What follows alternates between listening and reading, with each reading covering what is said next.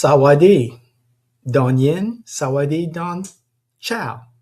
Hey everyone, Pom Da Weed, Pom Cha Krung Tet, Pom Cha Mung Tai, Pom Cha Pat Siu, Pom Cha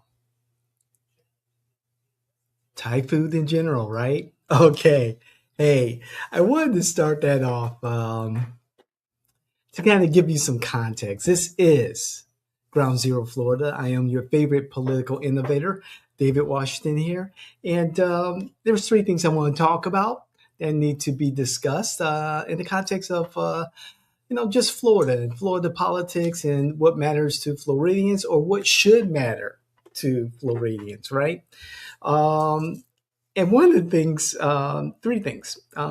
First of all, what has been in the media a lot lately. And this was recently discussed in our latest episode of From the Margins with James Afan. Jimmy and I recorded on Thursday of this week. Today is August the 15th. So we're talking about, oh no, wait a second. Today's the 14th, 15th, 14th, 13th. It was the 13th of August. And we were talking about the USS Lincoln and how 200 families of enlisted sailors on the U.S. Lincoln brought to light concerns about the conditions on the Lincoln. And, much respect to Jimmy, who has served our military. And of course, thank you, Jimmy, and thank you to all of our military for their service to our country, including those who I know personally who are veterans who have served our country, living and not with us, and those who are currently serving our military, specifically in theater in the Middle East. And I told Jimmy, for all purposes, we get the complaints. Yes, mental health issues, blah, blah, blah, blah, blah. We get that. And we should understand it to some extent, right? Until you're in that kind of situation, you really don't know, right? In essence, I said, you sign up for a duty. The military is the military. This is the Department of War. We go to battle, as Donald Rumsfeld said, and as I said to Jimmy, with the army that we have and not the army that we want. And again, I want to say to Jimmy, embrace the suck. I mean, really, embrace the suck, because I am sure, as I've seen across many of my feeds, that there are some on one side who said, oh my goodness, what's going on? Everything's falling apart. No, it's not. There's 5,000 members on the U.S. Lincoln. We're talking about 200 families. Also, we're doing good. Believe it or not, we're doing good in the Middle East. And the USS Lincoln will be rotated out over 200 straight days, 260 straight days of combat, 10,000 plus sorties that were established, a whole bunch of stuff going on. It's not easy. And this goes back to my experience overseas in a foreign country. And I thought about this like, damn, I was, cleaning up after my tennis match today. And I was like, wait a second, David, you served for the U.S. Peace Corps. Yeah. Just under a year in Thailand. And you were 20 when you entered, 21 when you were in state. And that was hard. I was there to essentially teach English as a foreign language and also work on HIV/AIDS education. And the training was very quick. We had to learn Thai. We had to learn as much as possible, the culture, the people. The language is not easy. I, of course, have had education and training in English and Spanish, and I knew nothing about Thailand, very little about Southeast Asia. And so I was on a very quick learning curve. But I wanted to do it because all my life I wanted to be a Peace Corps volunteer, and this is the first that has ever happened, to my knowledge, in my family on both sides. And so, did my best. I think I was at a fifth grade level of understanding and speaking and writing Thai. And again, this was, oh my God, 30 odd years ago. I think I can remember to spell my name in Thai. However, we got dropped in the middle of nowhere, knowing very little about the culture, the people, the economics, the societal structure, the language of the villages and towns that we lived and worked in. Nothing. We did not have laptops. We did not have tablets. We did not have cell phones. And if anyone had any of that, it was really expensive. I know I had none of that, not even a pager. I had all my worldly belongings on my back. I think I still have the bag, the big black bag, and some Doc Martens, right? And it was lonely. It's depressing because I'm by myself. I'm in the room in the teacher's dorm, no electricity or a lamp, by myself, trying to understand the world around me. And also understanding the world around me meant eating what was available. You could just eat so much and not wither away. So when we were out of training and we were in the schools in the towns and villages that we were assigned to, we had to acclimate very quickly to everything. And I got sick, very sick. A severe case of gastritis. My stomach ballooned out to here, okay? I was on my way to class from one of the main cities in the middle of nowhere.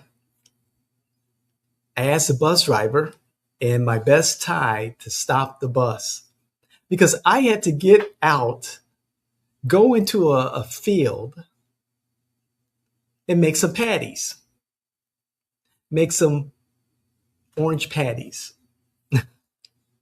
Sorry for the graphic there. After that, I was hospitalized for several days. My morale sank.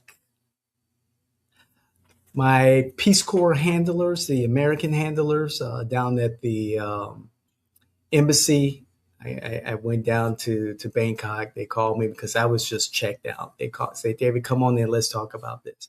And they're like, David, let's let's take a break.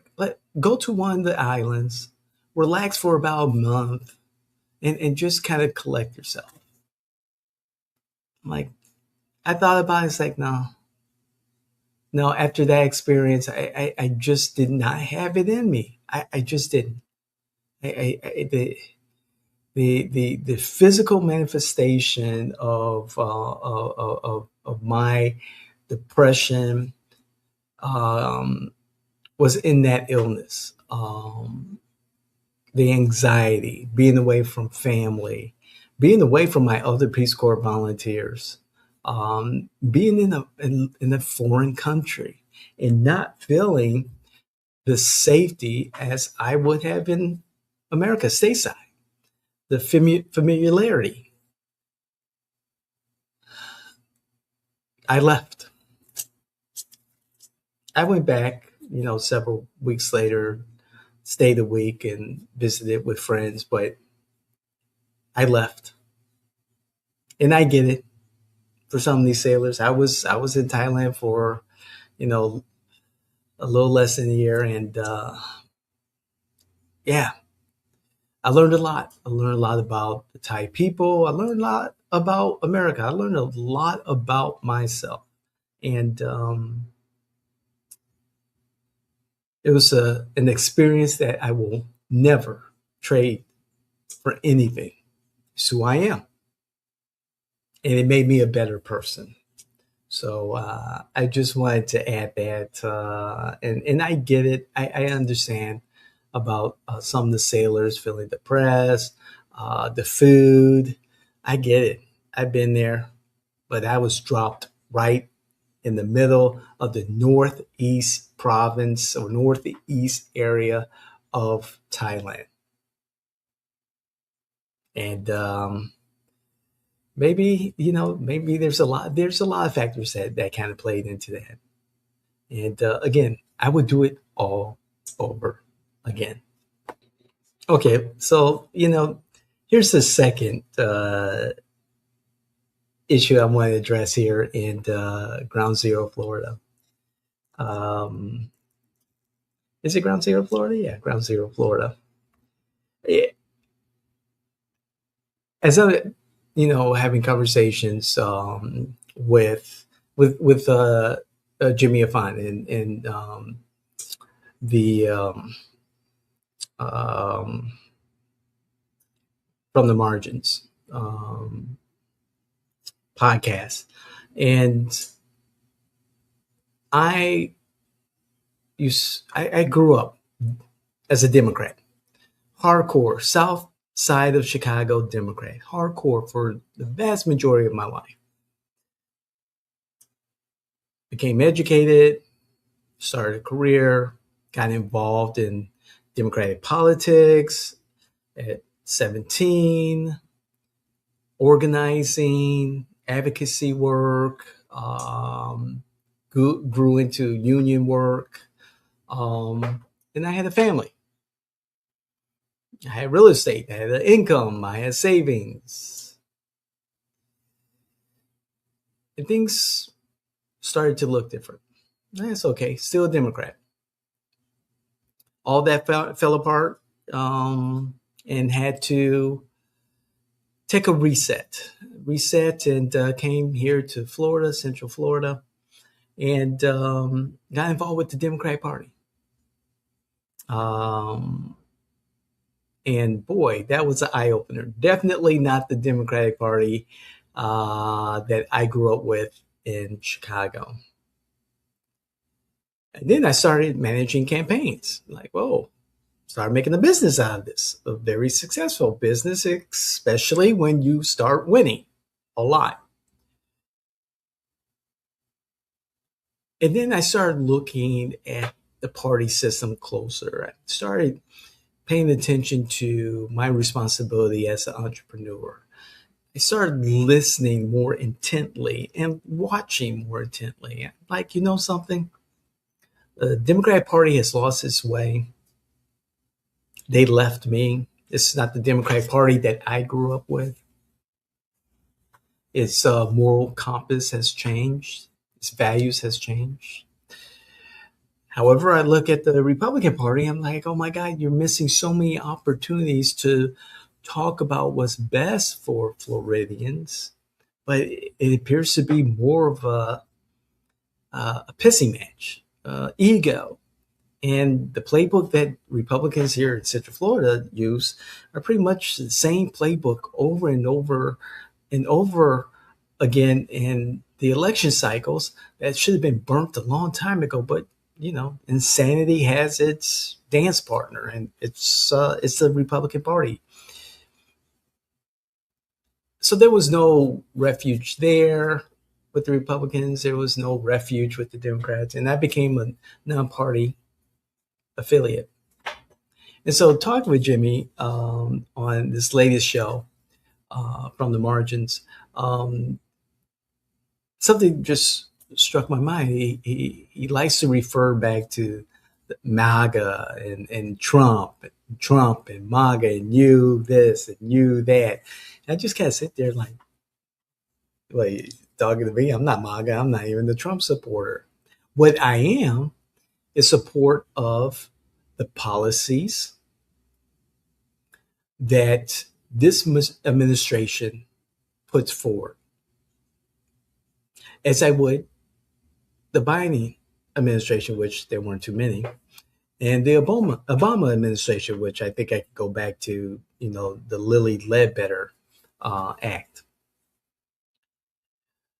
And I see in this administration a intentful, purposeful movement, a revolution to move America forward and take the prominence that America deserves as the greatest country in the world. If you disagree with that, then tell me another country that is. Seriously, if you're a US citizen, tell me another country that is. If you are here as an immigrant and you're looking to get your US citizenship and disagrees with that, then why are you here? If you're here as a migrant and you are not here legally, why are you here and not in your home country? Because America is the greatest. And so when I'm talking about, policy and procedure and laws and all that stuff, executive orders, that's what I'm talking about. And several, episodes ago on From the Margins, I challenge anyone from,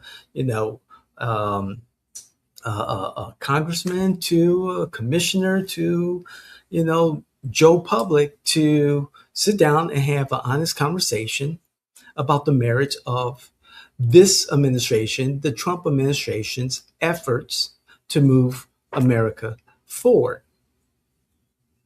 Really. And I want to take that challenge even further. Can that person that I have that conversation with leave Trump's name out of the conversation? Trump this, Trump that, Trump said that. And please stop using that. Stop. Because when Trump opens his mouth, I like the man. But when he opens his mouth for the public, it's entertaining for me because I think he's trolling a lot of you all. And you guys take the bait very, very easily. Stop listening to him. I mean, there's some important stuff that you need to pay attention to in the proper context. Okay? In the proper context when he speaks. But even pay more attention to the words that are printed on paper in black and white, his policies, the regulations, the executive orders. And tell me if that's not best for America. Please leave his name out of your mouth when you're having a conversation. He said, Trump, orange man, the orange turd, blah, blah, blah. Don't you have anything else better to argue? No, you don't. Because I've sat down and tried to have these civil conversations with y'all, and it just disintegrates into Trump bad, America bad, and the world is ending. Get real. I mean, seriously, get real. Tired, really tired. If you can't talk about policy, then there's no conversation to be had, period. And I will clown your ass. Hey, everyone. Okay, here's my last point, affordability. And, a lot of conversations I've had with individuals about affordability. Maybe I'm on in another universe, in the multiverse. However, I get folks, I mean, seriously, people in my network who are well-heeled, have savings, have investments. One even has investments in Bitcoin. Have homes, have multiple homes. are looking for more homes, nice cars, pays the bills. Some are happily married, I presume. Traveling the world, Europe, South America, Boston, enjoying holiday, enjoying friends, living their best lives. But they will hoot and holler and scream that life is unaffordable.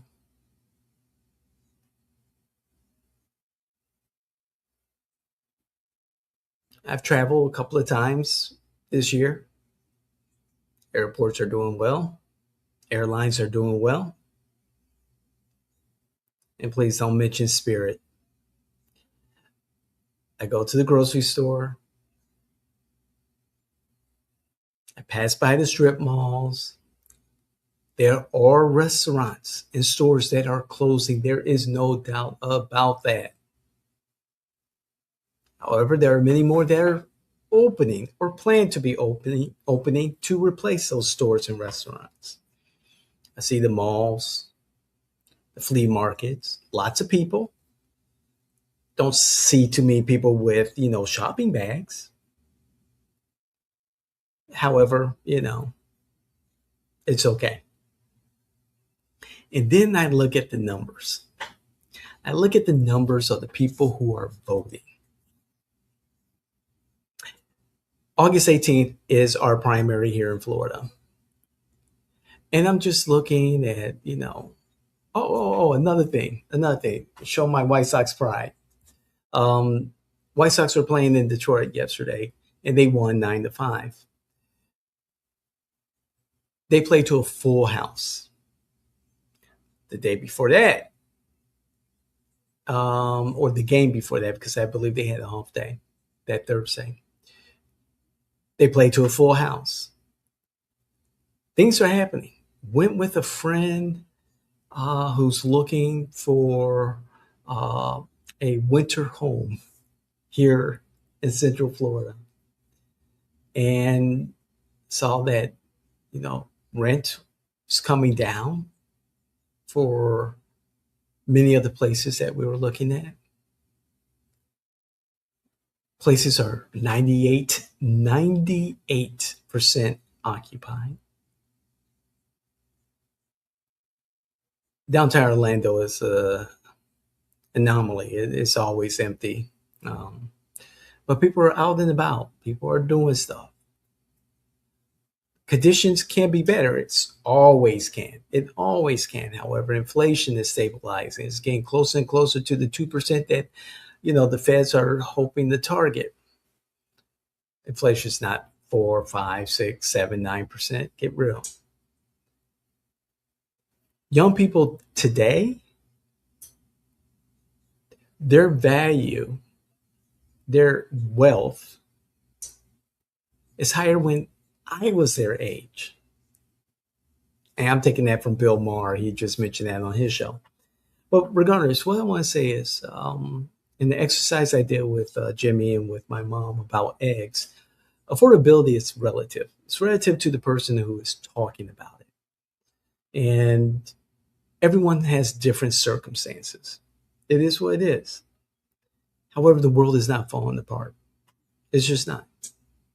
And for those of you who have not voted yet, because you still have Saturday and Sunday and of course election day, think about your kitchen table issues when you do vote, and match up those kitchen table issues, the real ones, not the made up shit that people tell you about, or the campaigns and the candidates think are an issue. Look at the issues that you deal with, your kitchen table issues, right? And look at the candidates and see if they are addressing those issues. Less than 20%. And I'm thinking less than 18% of y'all here in Orange County are going to vote in this primary on August 18th. That number is crap. That is crap.